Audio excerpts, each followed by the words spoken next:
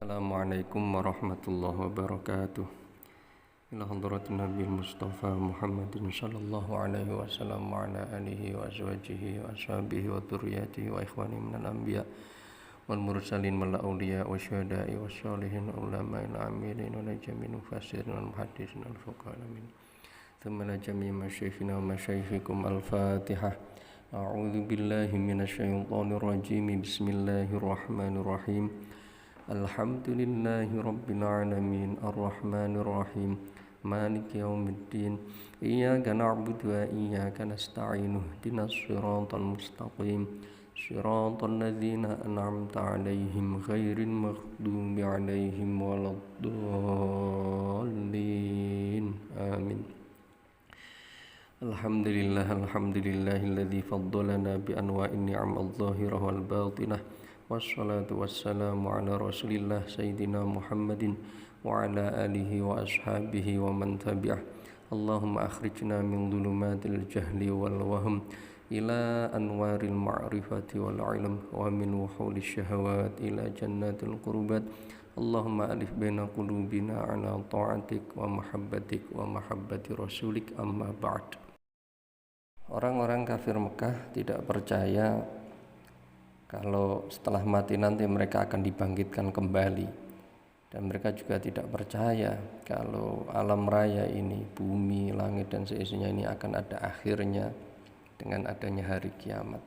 Dengan keyakinan yang seperti ini, maka mereka dalam kehidupannya melakukan perbuatan secara bebas, tidak ada kekhawatiran nanti akan dimintai pertanggungjawaban setelah nanti besok di hari akhir.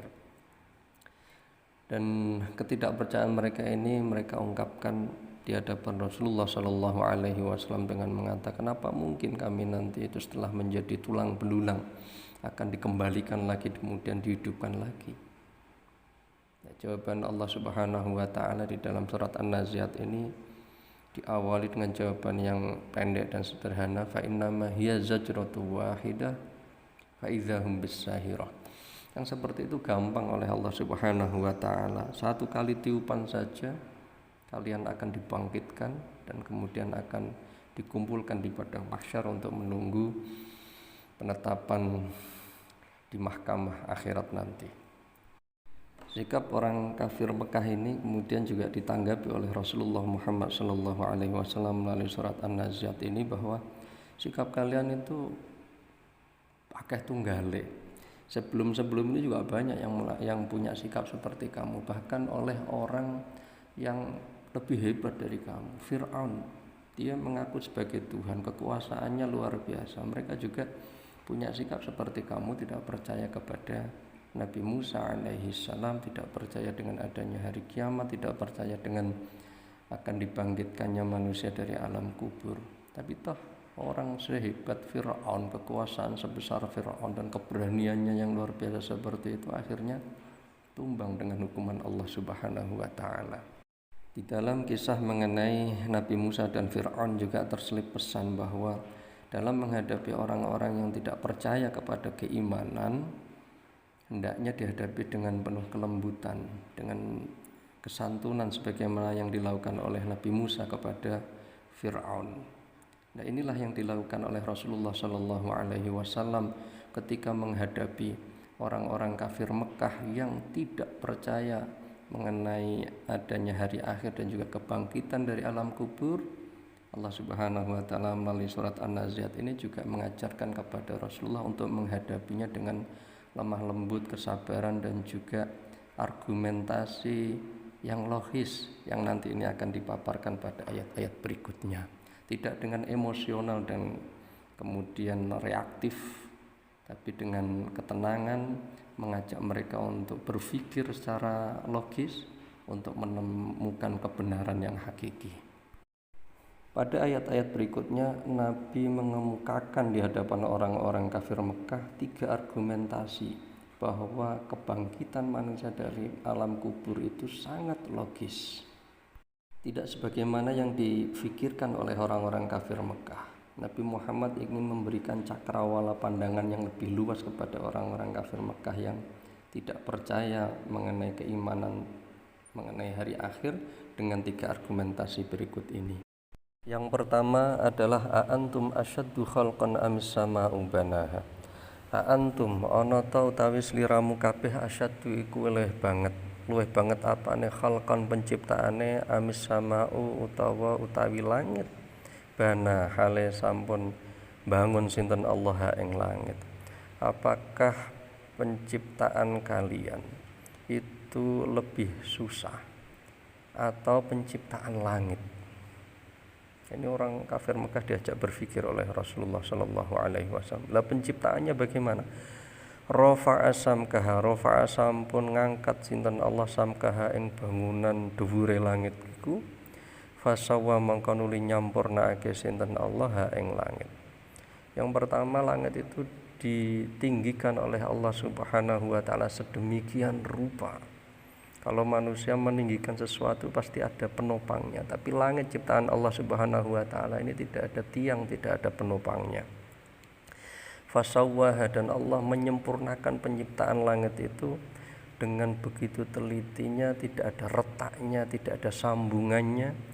Kemudian antara satu dengan yang lainnya, satu planet dengan planet lainnya itu ditata sedemikian rupa sehingga berada pada orbitnya. Ini merupakan satu kekuasaan Allah Subhanahu wa taala yang luar biasa yang perlu difikirkan. Kira-kira dalam pandangan manusia itu lebih susah mana? Membangun langit dengan membangun diri manusia, menciptakan langit atau menciptakan manusia. Tidak hanya itu saja. Ketika langit, bentangan langit ini diperhatikan tiap harinya, wa aghtosha, lan metengi, menggelapkan sinten Allah lailaha ing wektu wengine langit, wa akhraja lan ngedalake sinten Allah Subhanahu wa taala duhaha ing padange wektu duhane langit. Kalau diperhatikan hamparan luas langit ini berubah-ubah. Sore menjelang malam itu mulai redup dan kemudian gelap. Itu caranya gimana kira-kira? Nah, kemudian ketika habis sholat subuh mulai muncul terang, langit mulai terang. Nah, pandangan kita itu kadang sekarang ini jarang memperhatikan langit langsung seperti itu. Tapi itu merupakan satu fenomena yang luar biasa kalau diangan-angan, dan itu berlangsung sejak zaman dahulu, dari zaman Nabi Adam, bahkan sebelum Nabi Adam sampai saat sekarang berlangsung terus-menerus. Orang-orang kafir Mekah diajak berpikir oleh Rasulullah Shallallahu Alaihi Wasallam, dalam pandangan kalian coba lebih mudah mana, membangun langit atau membangun manusia, menciptakan langit atau menciptakan manusia, menciptakan langit atau membangkitkan manusia dari alam kubur? Itu kira-kira lebih mudah mana dalam pandangan manusia? Kalau bagi Allah Subhanahu wa taala semuanya itu mudah, kun fayakun. Dari sisi Arab yang perlu kita bahas di sini adalah banaha. Banaha ini jumlah fi'liyah, jatuh setelah as-sama yang ma'rifat. Maka dia secara kaidah hal. Makanya di kitab ini disebut wal jumlatu banaha, lan utawi jumlah banaha fi mahalli nasbin ana ing panggonane nasab halun yang dadi hal. Nah, tapi ada juga mufasir yang memposisikannya sebagai sifat dengan mentakdirkan allati, amis sama ullati banaha. Kemudian rafa'a samkaha fasawwaha, wa jumlatu rafa'a samkaha fasawwaha badalun iku dadi badal min jumlati banaha, menjadi badal dari jumlah banaha. Wa aghtasha lailaha wa akhraja duhaha, dia ataf kepada jumlah sebelumnya. Argumentasi kedua yang disampaikan oleh Nabi melalui surat An-Nazi'at supaya orang-orang kafir Mekah itu berpikir adalah wal ardo ba'da dzalika dahaha, wal ardo lan ing bumi ba'da dzalika ing dalem sabadane mengkono-mengkono langit daha ngamparake sinten Allah ha ing bumi. Oke, sekarang coba perhatikan yang ada di hadapan kamu saja, tidak usah jauh-jauh yang langit. Bumi ini, kalian pikir telah diciptakan oleh Allah Subhanahu wa taala, dihamparkan dan juga disiapkan sedemikian rupa. Dahaha dalam tafsir itu diartikan basatoha wa mahadaha, Allah menghamparkannya dan juga menyiapkan bumi ini sehingga bisa ditempati oleh manusia. Bumi ini tidak diciptakan rata begitu seperti bola yang disepak-sepak bola itu, ataupun seperti onde-onde rata gitu, enggak, tapi akhroja sampun ngedalake sinten Allah minha saking bumi ma'aha ing banyune bumi. Di Allah Subhanahu wa taala tidak hanya menciptakan bumi bulat gitu atau kalau dalam pandangan manusia terhampar begitu saja kosong gitu, tapi ada sumber mata air yang dimunculkan oleh Allah dari bumi, kemudian ada aliran sungai, ada bagian bumi ini danonya, ada juga lautannya. Bukan hanya itu saja, wa mar'aha lan ngedalake sinten Allah minha saking bumi mar'aha ing tempat-tempat yang ada tumbuhannya. Bumi ini diciptakan tidak polos seperti itu, tidak, tapi ada airnya, ada bagian yang ada tumbuhannya. Wal jibalalan ing gunung arsa ngokohake sinten Allah ha ing gunung.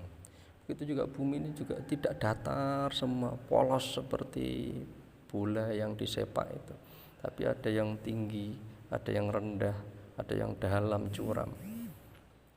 Dan gunung ini diciptakan oleh Allah, dikokohkan karena bumi ini juga berputar bergerak, sehingga setiap sesuatu kalau yang tinggi ketika tertiup angin kan mestinya jatuh, bisa jatuh, tapi ini kokoh, sangat luar biasa ciptaan Allah Subhanahu wa taala. Ini orang-orang Mekah waktu itu disuruh berpikir oleh Rasulullah Shallallahu alaihi wasallam, Allah menciptakan bumi seperti ini dari zaman dahulu, dari zaman Nabi Adam bahkan sebelumnya sampai saat ini, dengan sedemikian rupa. Ada airnya, ada tumbuhan-tumbuhannya, ada tanamannya, ada gunungnya, tidak rata gitu. Itu kira-kira mudah apa susah dalam pandangan kalian, pandangan manusia? Dan kira-kira membangun seperti itu, menciptakan seperti itu lebih susah atau lebih mudah dibanding membangkitkan manusia dari alam kuburnya nanti, yang hanya berupa tulang-tulang yang asalnya juga sudah terbentuk, kemudian hanya diulang lagi pembentukannya, penciptaannya oleh Allah Subhanahu wa taala. Ini dalil kedua, argumentasi kedua yang disampaikan oleh Rasulullah Shallallahu alaihi wasallam. Secara nahwu di sini ada uslub istighal. Yang pertama wal ardo, yang kedua wal jibala. Al ardo dibaca nasab, al jibala juga dibaca nasab. Nah, dibaca nasabnya kenapa? Ya, karena dia istighal. Ya, istighal itu karena fi'il yang seharusnya ngamal kepada al ardo dan al jibala ini diletakkan di belakang, yaitu dahaha untuk al-ardo dan arsaha untuk al-jibal. Nah, fi'il daha dan fi'il arsa ini fokus kepada dhamir hanya, yang hanya itu juga maf'ul kan ya. Nah, sehingga al-jibal yang semestinya maf'ul itu terabaikan. Nah, inilah uslub istighal itu kayak gitu. Nah, sehingga untuk menasabkan al-ardo dan al-jibal itu diambilkan dari kata arsa dan juga dari kata daha. Wadahal ardo ba'da dzalika dahaha wa arsal jibala arsaha. Nah, ini uslub istighal yang di dalamnya terkandung makna maf'ul didahulukan, dan itu menunjukkan ada semacam penekanan taukid dan juga ada keindahan bahasa tersendiri di situ. Beda kalau umpama diungkapkannya langsung wadahal ardo ba'da dzalika wa arsal jibala. Tapi di sini ungkapannya wal ardo dulu, kemudian dahahanya belakang, wal jibala dulu, kemudian arsahanya belakang. Dua argumentasi yang dikemukakan tadi sebenarnya sudah cukup untuk membungkam dan untuk mematahkan pikiran orang-orang kafir Mekah yang tidak percaya kebangkitan manusia dari alam kubur.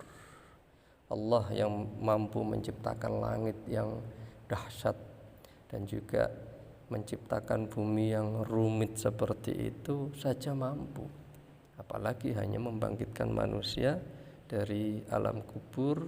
Meskipun sudah menjadi tulang belulang, tapi asalnya Allah sudah menciptakan, bahkan dari air yang aslinya tidak berbentuk tubuh manusia, air kemudian menjadi manusia mati, dan itu sangat mudah oleh Allah Subhanahu wa taala.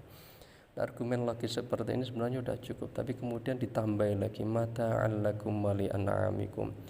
Allah menciptakan bumi, dihamparkan dan disiapkan sedemikian rupa itu mata'an, kanggo kenikmatan, kanggo kesenangan, lakum kanggo sira kabeh, wa li an'amikum lan kanggo hewan-hewan peliharaanmu kabeh. Argumen ini argumen yang sifatnya menyentuh jiwa. Kalau argumen dua yang tadi adalah argumen logika, seakan-akan Allah Subhanahu wa taala melalui Rasulullah sallallahu alaihi wasallam, kalian ini tidak berpikir dengan akal kalian, dan juga kalian ini tidak berbalas budi. Akal kamu tidak kamu gunakan untuk berpikir membandingkan, membandingkan antara ciptaan langit dan bumi yang rumit seperti itu dengan membangkitkan manusia dari alam kubur. Dan yang kedua, kalian juga tidak merasa balas budi kepada Allah Subhanahu wa taala. Sudah dikasih kemudahan seperti ini tapi masih tidak mau percaya. Nah, ini argumentasi ketika yang disampaikan, mata'an lakum wa li an'amikum, mata'an maf'ulun li ajlih.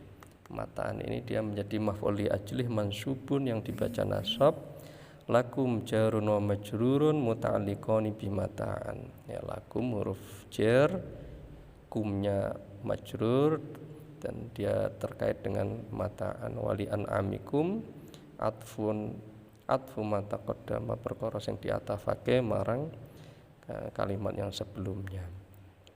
Sekali lagi, rangkaian ayat ini adalah argumentasi yang sangat kuat sekali, dan ini menunjukkan kesabaran Rasulullah Shallallahu Alaihi Wasallam dalam menghadapi orang-orang kafir Mekah yang menentang beliau, dan Rasulullah menghadapinya dengan tenang dan dihadapi dengan perdebatan yang logis, disampaikan argumentasi-argumentasi yang kokoh, dan juga disentil rasa kejiwaan manusia itu dengan kalimat yang terakhir tadi, mata'an lakum wa li an'amikum. Kamu harusnya berpikir bahwa langit dan bumi ini lebih rumit penciptaannya dibanding penciptaan manusia dan dibanding pembangkitan manusia dari alam kubur. Dan itu semua penciptaan langit dan bumi itu sebenarnya untuk kalian. Nah, kalian kok tidak mau berterima kasih kepada Allah dan tidak mau mempercayai Allah Subhanahu wa taala, itu gimana? Nah, demikian, wallahu a'lam bissawab. Ya Rabbana i'tarafna bi annana iqtarafna wa annana asrafna ala ladha asrafna wa tub alaina taubah taghsil li kulli haubah wastur lana al-awrati wa aminir rawati waghfir li walidina rabbi wa mauludina wal ali wal ikhwani wa sairil khillani wa kulli dhi mahabbah aw jiratin aw suhbah wal muslimina ajma amin rabbi asma fadla wa juda manna la biktisabi minna bil mustafa rasuli nahda bi kulli suli shalla wa sallam rabbi alaihi adal habbi wa alihi wa sahbihi adada tashi suhbi walhamdulillahi fil bad'i wat tanahi.